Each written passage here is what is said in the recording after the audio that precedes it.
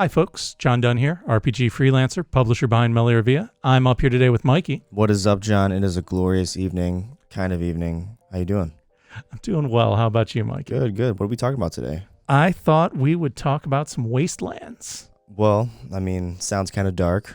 Well, maybe dark or maybe just stark, right? Boring? From all the bright sunlight there where... So like kind of Mad Max vibes? Kind of Mad Max, kind of Dark Sun vibes. Oh, Dark Sun, we know what that was. We have talked about Dark Sun and Dark Sun related once or twice. It is on our today, channel.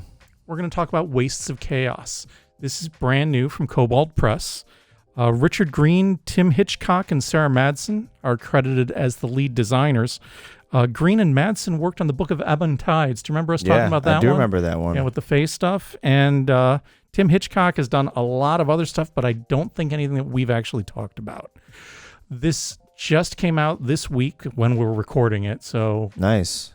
Not sure how soon it'll hit release. But anyway... It'll hit, yeah. This was a 2022 Kickstarter that raised about $200,000 and had about 2,700 backers. So pretty successful Kickstarter there.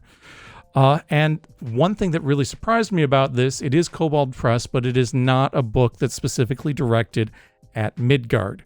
It felt to me, as I was reading through it, a lot like a book for building Dune or Dark Sun into D&D. So if you want that desert wasteland feel, and it definitely has some Mad Max elements to it too, if that's could be a big part of your D&D campaign, this is a fantastic book for building that. What's striking about it, at least for me, was that they give you a lot of neat locations and places to do things, but they don't set it up as a static world. So these are elements that you can drop in neatly when you're doing your own campaign building. That's pretty nice. Just like puzzle it in there. Exactly. There's a lot of flexibility here. Let's kind of just talk through the book. The first part is Dangerous Lands, about 15 pages, and this is a pure world building section.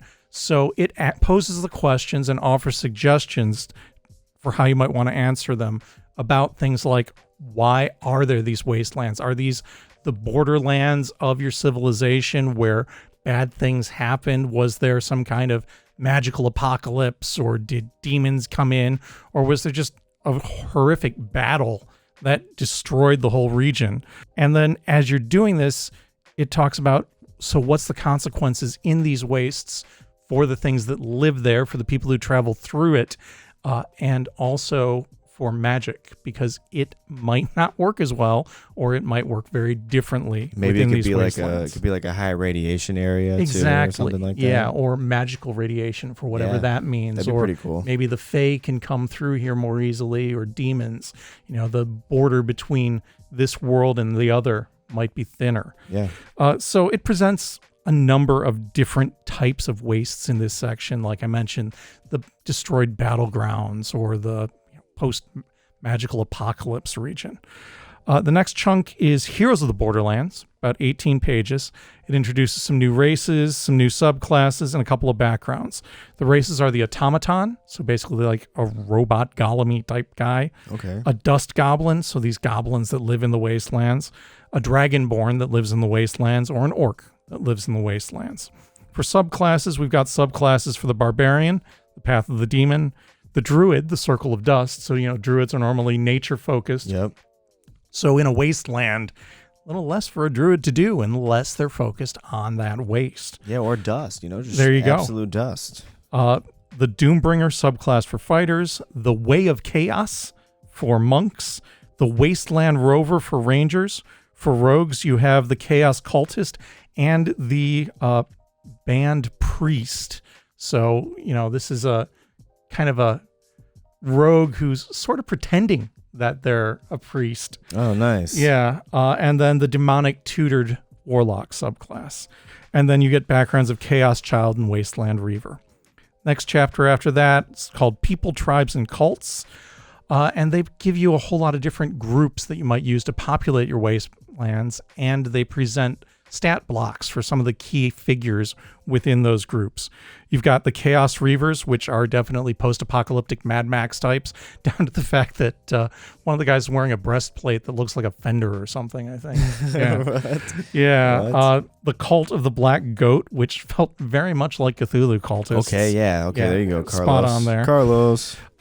Red Moon Bandits, which are basically a group of Fae who have been exiled. So there might be your tie-in to that Book of Ebb and Tides that we mentioned earlier. Yeah, okay. Spider-faced Goblin Tribe, who are goblins that are scavengers out there, kind of Jawa types.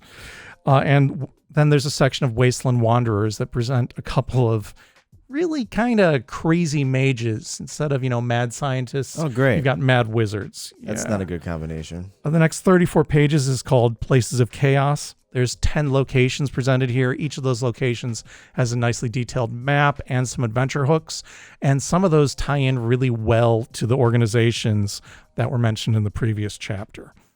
After that, there's a Monsters of the Waste chapter. This runs about 45 pages. Gives you more than 40 different critters in here. Many of these do have connections to the groups from Chapter 4. A couple of them that really jumped out at me was the Wasteland Worm, which felt very much like the sandworms from Dune. I don't think it's explicitly quite as clear that they're connected, but man, it was the first thing I thought of when I read Wasteland Worm. Or like the bullworm from SpongeBob. Did I lose you? You're dating me. Did I lose you? Yeah, a little bit. Sorry. I finally found something to stump John. There we go. And then there's corrupted and wasteland versions of a lot of more traditional monsters. So you've got goblins and tree ants and dragons that have all been corrupted by living in these wastes. Gives them a lot of neat flavor and just, changes them from what you'd usually expect to see in each of those groups. There's a 12-page section after that on spells and magic. These are broken down into 3 different colleges: ancient spells, chaos spells, and doom magic. There's 6 ancients, 3 chaos, and 14 doom magics. The chaos spells are just a ball because you don't know what's going to happen when you cast them. There is an enormous chart for each of them. And so when you cast these chaos spells, it might be a very minor effect, like one of the items that was on it was the caster's tongue forks, right? Okay. Or, they might take some random damage, something pretty minor, or they might have a useful spell, like they might turn invisible, or you might get a wish spell.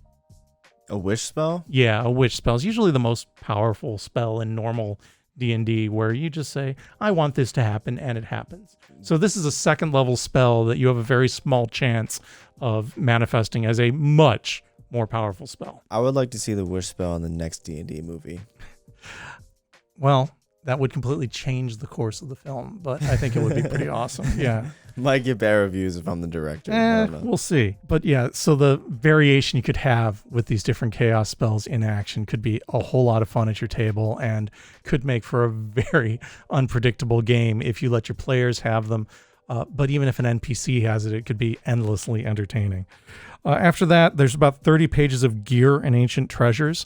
There's more than 80 really well-themed magic items that kind of key off of these lost objects or artifacts that were either designed for living in the wastelands or have been changed by their time in the wastelands.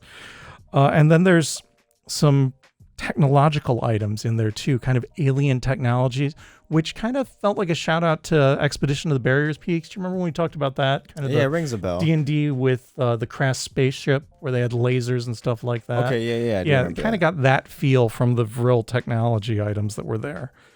After that, there's an appendix. It's only about 5 pages, and this is the chunk of the book where they very much do tie it into Midgard.